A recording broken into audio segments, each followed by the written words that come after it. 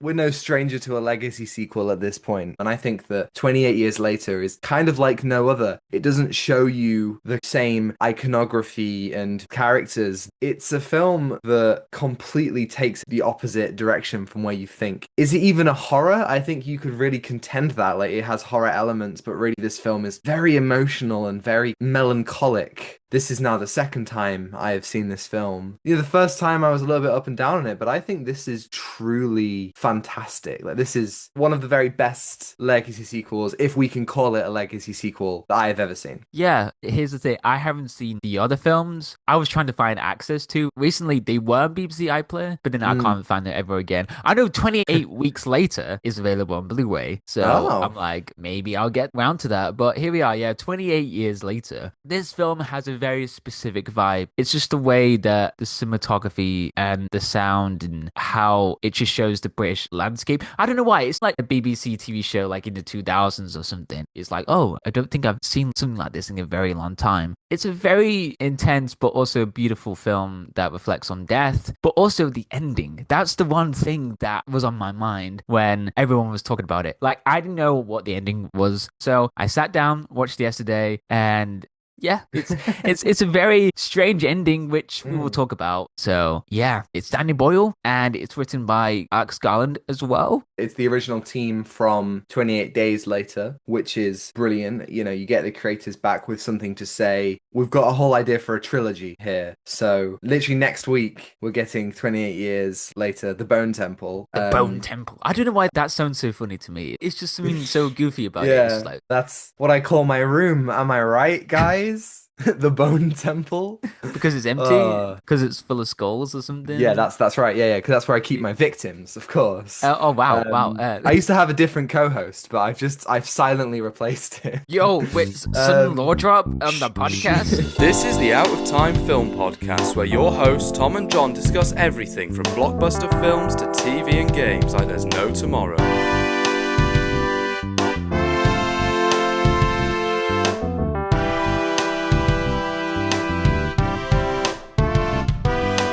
Do you know how long it's been between 28 Years Later and The Bone Temple? 28 weeks. Yeah, it's been Yeah. 28 weeks. How cool is Yeah, that? that's got to be some bit of Fantastic. promotion right there. It's like, hey Yeah, I guys, love it. we're releasing a movie in 28 weeks, and it's like, Yeah. yay!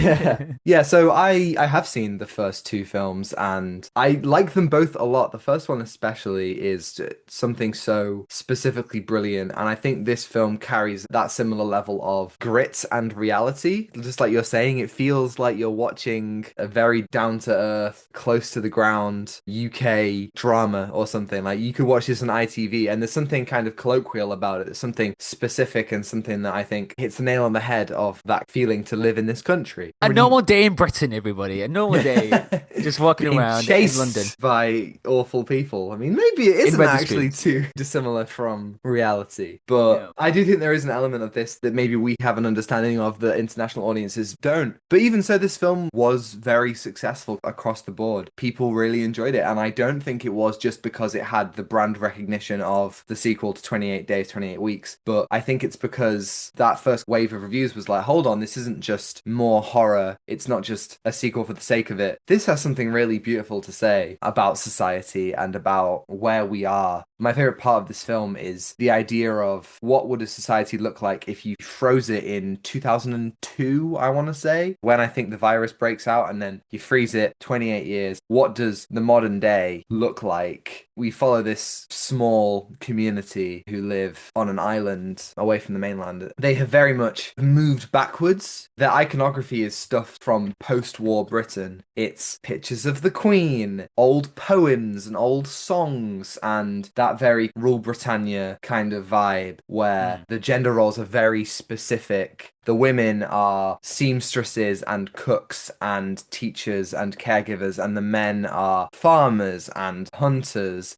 I don't think that this film presents that in a comforting way. I think a lot of people would look back on that time as like, oh, the good old days. But I think this film, I watch it and I feel so uncomfortable in every single scene in that village. It doesn't look like there's any nuance in any of Yeah. it. It's like, if you are man, this is what you do. If you are woman, this is what you do. I found it so uncomfortable. Yeah, it doesn't directly tell you, but it just shows you about that time period. Everybody just has no voice and they just have to stick in this village or they'll be outcast far away. Like, for example, in the movie, when Spike finally goes out, there's this path called the Causeway, which is actually a real thing. There's the Holy Yes. Island and there's the Yeah. Causeway. I didn't know that. I was like, that's pretty cool. Mm. So he goes out to the Causeway, but before doing that, there was a group of people, the lookouts at the gate, and she said, no one's going to look out for you if you're just out in in Britain. Nobody looks out for you in Britain anymore. It's a lawless time. It's just this whole society that's closed off. I think that is fascinating to have in a zombie apocalyptic setting. You can pull off many layers from this. And Aaron Taylor Johnson, he's also a perfect example of masculinity. He's like the one that really wants to drive forwards for this village. He really wants to get attention for his son as well. He wants to boast like, oh yeah, I've killed these zombies. There's one scene in the pub which just reflects all of that, like how you stuck with drunk people in Wetherspoons and you can't get out. Yes. Yeah, this is awkward. That to me is the most horrific scene in the film. And I think that it's similar to 28 Days Later. You find the things that scare you most aren't the zombies, but it's what the regular people do. Just this crowded, suffocating atmosphere where everyone is drunk out of their minds, cheering, clearly not understanding at all that this boy does not want to be here. He doesn't want to be paraded through the crowd, doesn't want to be yelled at. And it's so obviously like, yeah, well, masculinity, woo. And this kid is 12.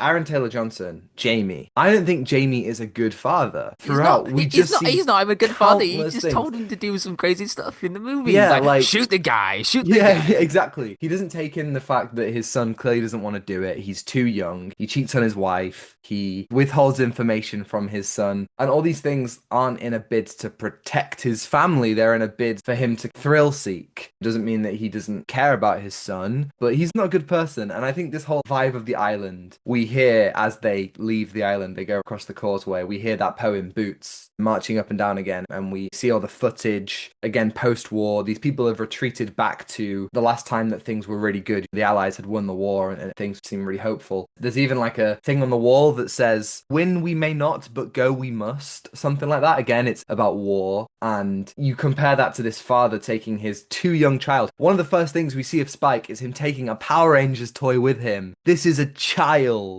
Part of the film is him growing up, not defined by what his dad thinks, but by himself. And that's a really beautiful aspect. But the horror of this film comes not from the zombies, but the people. And we even get a glimpse of the rest of the world as well. We meet this Swedish guy called Erik and has this completely different view of the world. He's more like us. He has a phone. He has understanding of how the rest of the world has progressed. But then at a certain point, there's a child that they find. He's like, we're gonna have to kill the child. And he just laser focused. The film kind of shows the worst people, not as the brain dead savages, but people. Yeah, one of the things as well for Spike's arc is he's like, I want to do something for my mother, and no one wants to help his mother. Like, there's no doctors. And I think that's a really interesting thing as well, like how today there's a lot of people that spread misinformation about health and nobody trusts doctors in that world. And there is a doctor in the movie who is a very different kind of doctor. But with Spike's arc, I think it is a beautiful thing when he really wants to help his mother and wants to search the truth about what's going on and why is no one helping her. There's some really nice things, you know, when his mother's like, your grandfather was silly, not being serious all the time. And I think that's beautiful when those moments that feel personal, like the quiet moments you get to reflect on in a horror setting, I think is kind of like a hopeful thing that I really like, that was just so engaging and just thought about Spike's arc to be different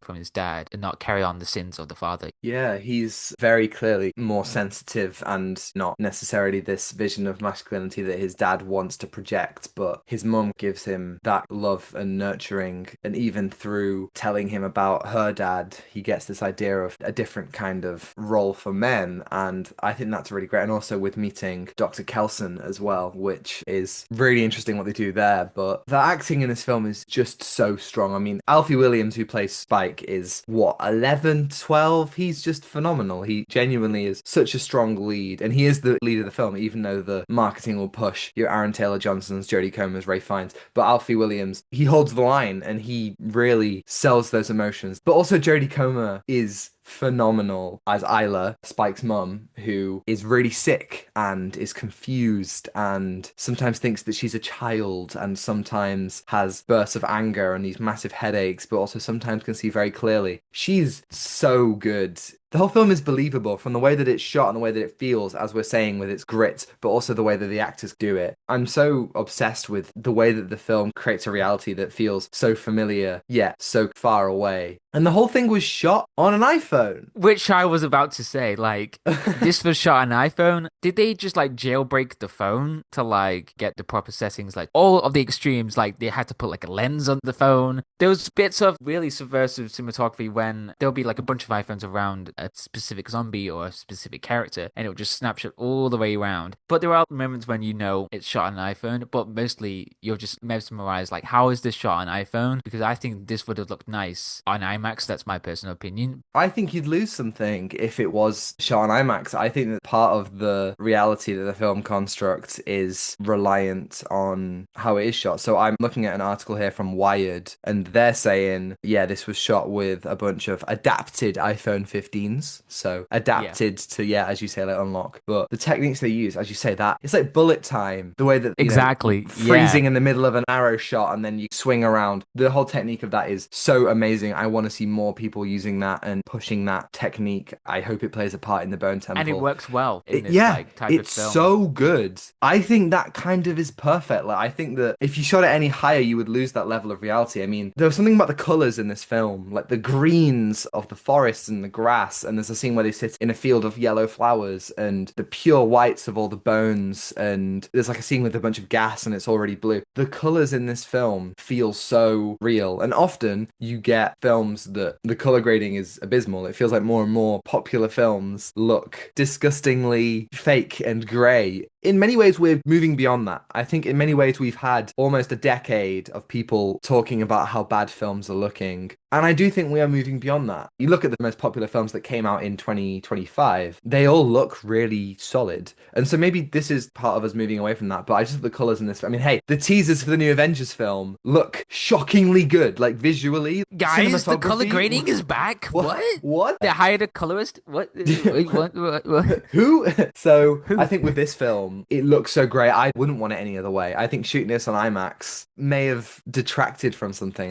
True. I loved it, and I hope that. So obviously, Bone Temple is directed by Nia DaCosta, who is a fantastic filmmaker. Wait, Nia DaCosta? Yeah, right. What? Wait, It's about. I thought it was Danny Boyle. No. This is news to me. News alert! News alert! News alert! What? They were both filmed at the same time, one after another, and Danny Boyle is still very much involved, and Alex Garland is still writing, and Danny Boyle will come back to direct the third film of the trilogy, which we do know is happening. But Nia DaCosta is the person who did the second film. She's amazing, so I'm so excited to see what she does there. But the reason why I'm a little bit worried is that she's not British. Can you get an American director to reflect this same understanding of Britishness? It's not just all down to the director, that's for sure, but I am definitely intrigued to see whether she can capture that. Just small things like shooting, we see the Sycamore Gap in this film. Yeah, before it was chopped. Yeah, before it was chopped out. Fuck.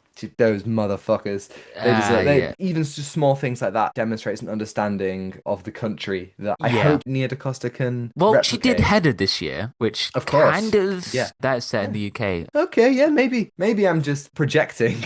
I don't even know who directed 28 Weeks Later. But actually, this is my one criticism of the film, right? Now, I like 28 Weeks Later quite a lot. And I know that it's most people's least favorite, but my least favorite part of this film, so we begin with some text that opens the film. It establishes the virus and what's happened in the last 28 years. I was so disappointed. The second thing you see in this film are the words, "The virus was contained in Europe." And let me tell you why that's so disappointing, John. The ending sting of 28 Weeks Later is the characters who escaped in the film have spread the virus into Europe. The final thing we see is the infected running amok near the Eiffel Tower. That's so exciting. That's so interesting where it could go. And then this film is just like, we sorted it off screen. And it's crazy. What? It's just such a shame that we see it a lot in franchise films. The last one wasn't as beloved beloved, so we'll just sweep it under the rug. We'll blow up the New Republic. We'll reveal Loki as Odin in the first 10 minutes. It's that kind of thing. It irked me. That must have been disappointed because I thought there must be like a grander scale for this 28 universe.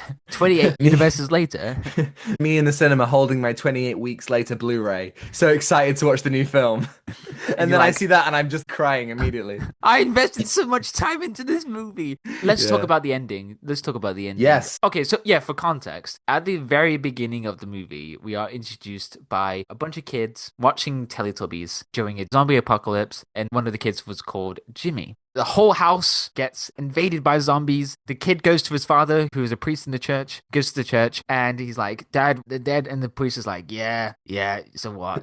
And then the priest gets killed, and then the Jimmy... priest is very happy about it. The priest is like, yes, judgment has come. And then the priest turns into a zombie. So then the kid runs out, and he survives. However, at the very end, 28 years later, Spike, he's running away from zombies at the end. He was just cooking some fish. And then he's introduced by a guy. He looks very similar to a person that is a very controversial figure in British history. The character's name is Jimmy, but then once you go into it, it's Jimmy Savile, which then this ending is so bizarre, where there's other people with Jimmy that look exactly like Jimmy Savile. And it's just a full-on Power Rangers metal ending where everyone's fighting against the zombies in the most like gymnastic moves ever, like kapow! And they're doing flips. It's insane. Flips. And even there's like the Teletubbies theme was playing, but in metal. Like it was a metal version of Teletubbies. I'm like, oh my god, what?